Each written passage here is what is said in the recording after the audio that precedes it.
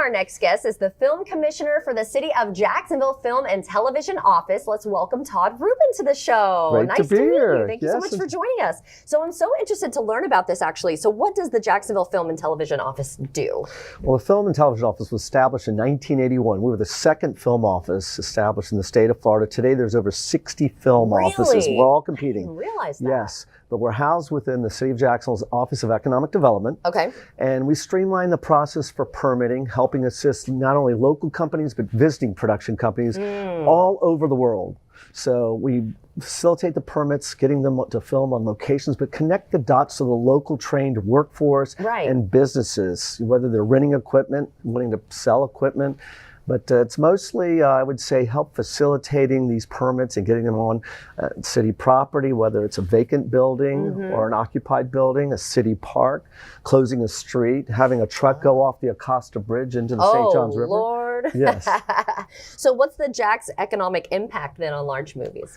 So we just give you on a large production, let's say the movie Basic, which Travolta and Samuel L. Jackson that filmed practically entirely here in Jacksonville. That film left about over $8.5 million directly in Jacksonville, of which 3/4 of that was spent on local crew. $500,000 was spent on 4 different hotel properties in the downtown area. Yeah. And then other types of rental equipment. Lumber, they spent about $300,000 on building the sets. So we doubled for the Jungles of Panama, and they built the sets over there at a vacant hangar out at Cecil Commerce Center.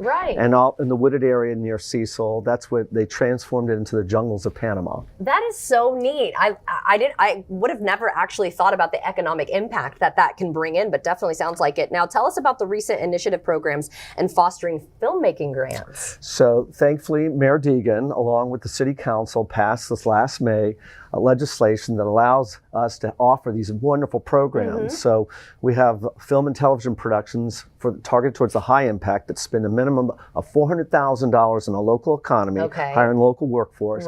They would qualify to get 15% back in the form of a rebate. If they spend $1 million or more, they're going to get 20% back.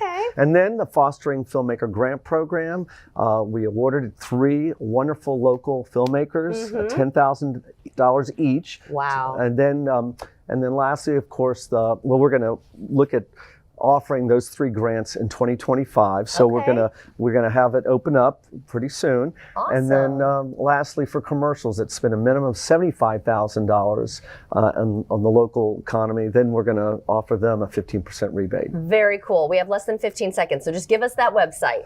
www.filmjax.com. And we actually have it on the screen there too, and we just showed the grant recipients. So very cool. Wonderful. Thank you so much for and follow us on Instagram and Facebook too. There you go. I'm sure we could talk forever about this. It's such cool content. So thank you so much. It's a pleasure and for helping the economy with this way too. I think that's fascinating. David?